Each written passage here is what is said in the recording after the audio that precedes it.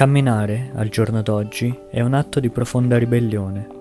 È un riappropriarsi della propria identità, del proprio tempo, dell'intero mondo. Camminare impone un cambio di prospettiva. Durante lo spostamento non si è più passeggeri o conducenti, ma soggetti intimamente legati all'ambiente circostante, inscindibili da esso.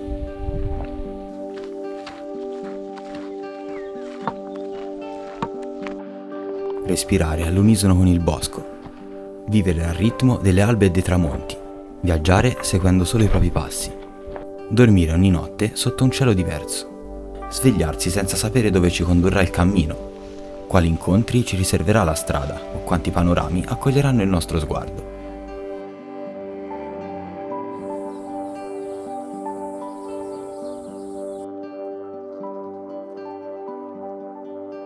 La vetta mare è un percorso di 140 km situato nel sud della Toscana.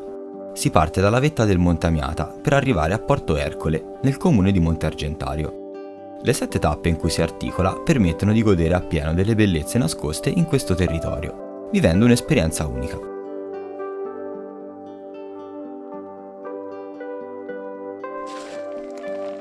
Il nostro cammino inizia così, rincorrendo il sole che cala verso occidente. Ogni passo ci avvicina al mare, mentre la nostra montagna, il vulcano Buono, ci osserva benevolo nella nostra discesa verso valle, stagliandosi contro l'orizzonte a ricordarci che ovunque andremo casa è sempre là, ad attendere il nostro ritorno. L'immensa faggeta si mischia lentamente a pini, querce e abeti. La ricca vegetazione circostante ci accompagna fino ai primi segni di civiltà. Dopo qualche casa sparsa si raggiunge Santa Fiora, la prima tappa di questo cammino. Questo territorio è ancora intriso della lunga storia che lo caratterizza, lascito di un passato millenario che stenta a scomparire.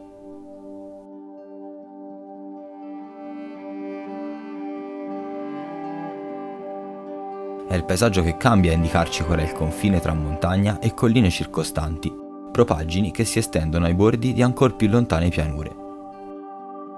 Fra di esse scorrono fiumi e torrenti che ci regalano preziosa acqua fresca, dove lenire la fatica della giornata passata in cammino. Ed è proprio vicino a uno di questi fiumi che decidiamo di passare la nostra prima notte. Accendiamo quindi un piccolo fuoco dove poter cucinare un pasto caldo e poi ci ritiriamo a riposare. Riprendere la strada dopo un lungo periodo di inattività è come riemergere da una lunga apnea sul fondo dell'oceano e tornare a respirare. Al primo passo la nebbia si dirada ed è come se il periodo di immobilità sia stato solo una parentesi confusa, un breve intermezzo tra due porzioni di un unico, infinito cammino.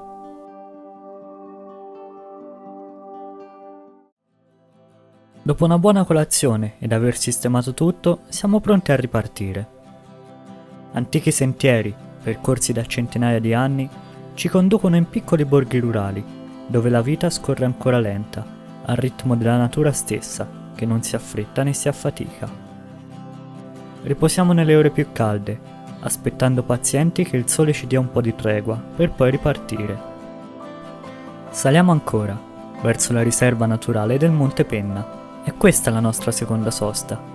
Qua troviamo acqua pulita dove rinfrescarci e un braciere in cui accendere un fuoco in sicurezza. Il giorno muore lentamente, tra i canti delle rane sopra un piccolo stagno.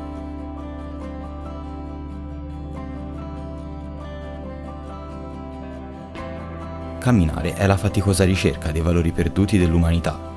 È ritornare a quelle radici lontane, nascoste nella memoria genetica dell'uomo, germogliate ai tempi dei nostri antenati nomadi. Lo spirito d'avventura è forse stato ucciso dalla comodità? Viviamo in un'illusione quotidiana, chiamando benessere quel che spesso è solo futilità?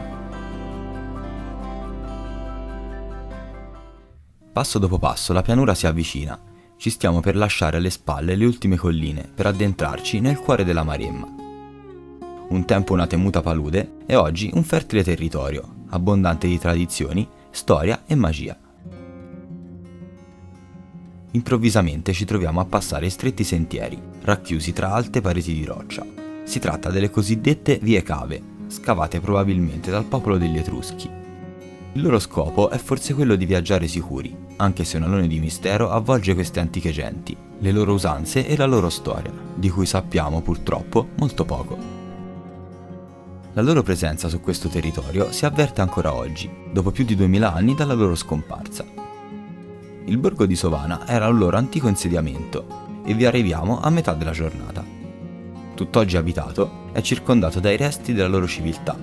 Templi di roccia spuntano dalle pareti, tra caverne e strade scavate nel tufo, insieme alle necropoli in cui seppellivano i loro morti. Ed è proprio tra queste antiche rovine che trascorriamo la nostra terza notte.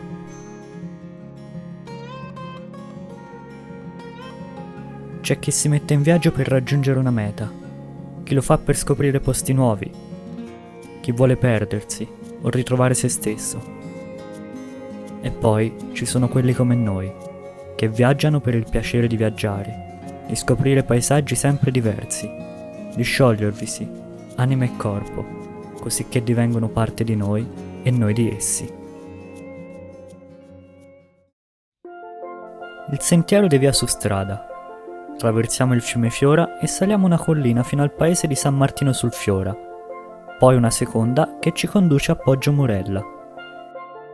Con l'avanzare della mattina la temperatura sale e la discesa in pianura non aiuta.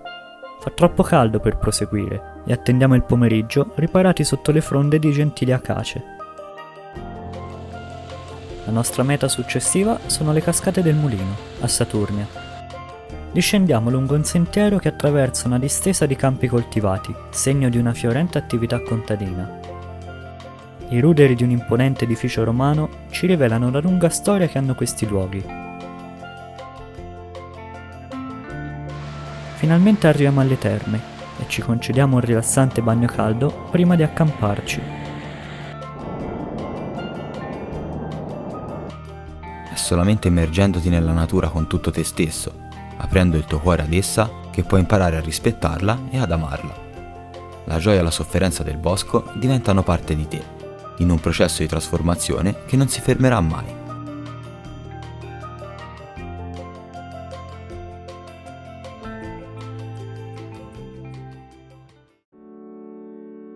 Ormai in piena valle ci svegliamo all'alba, salutiamo le terme e poi ci dirigiamo verso Manciano, percorrendo un lungo tratto di strada. La montagna è lontana, ma la sua sagoma ci accompagna per gran parte del percorso.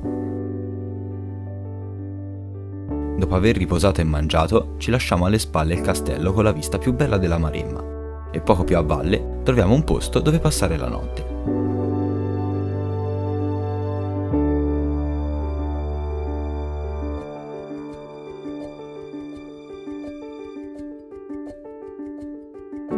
Camminando si perde il conto dei giorni e delle notti. Le convenzioni con cui l'uomo ha cercato di imbrigliare e regolamentare lo scorrere del tempo perdono di significato. Il susseguirsi delle albe e dei tramonti scandisce le giornate del camminatore e le date si riducono a numeri privi di senso. Ieri, oggi e domani cessano di esistere. C'è solo un grande presente, quello del cammino. Non vogliamo dormire su materassi di piume, non vogliamo mangiare pietanze raffinate, non vogliamo viaggiare in prima classe. Lasciateci soltanto vivere.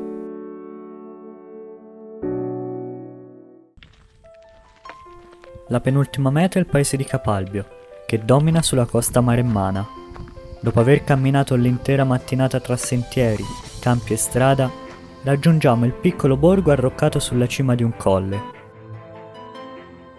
La giornata segue oramai una routine scandita dal sole e per l'ultima volta in questo cammino non osserviamo l'incedere in cielo fino a sera, aspettando pazienti di riprendere la marcia verso il mare.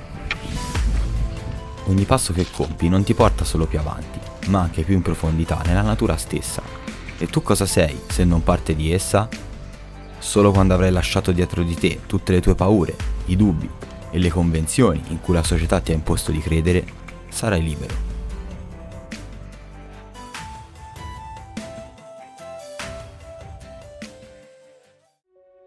Eccoci all'ultimo giorno di cammino. ci svegliamo con la nebbia e finalmente il mare. Uno degli ultimi tratti che percorriamo è la riserva naturale della Feniglia. È una rigogliosa pineta e sorge su uno dei 3 lembi di terra che collegano la terraferma al promontorio di Monte Argentario. Lunga circa 6 km, ospita una ricca fauna selvatica, oltre ad avere una delle spiagge più caratteristiche della Maremma.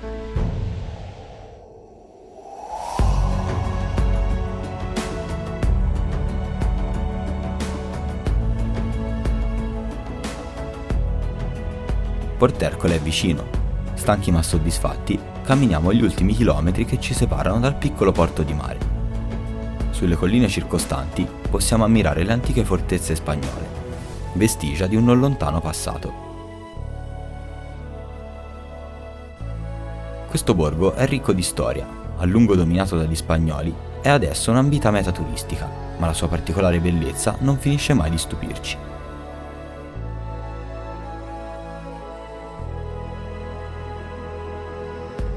Abbiamo raggiunto la nostra meta.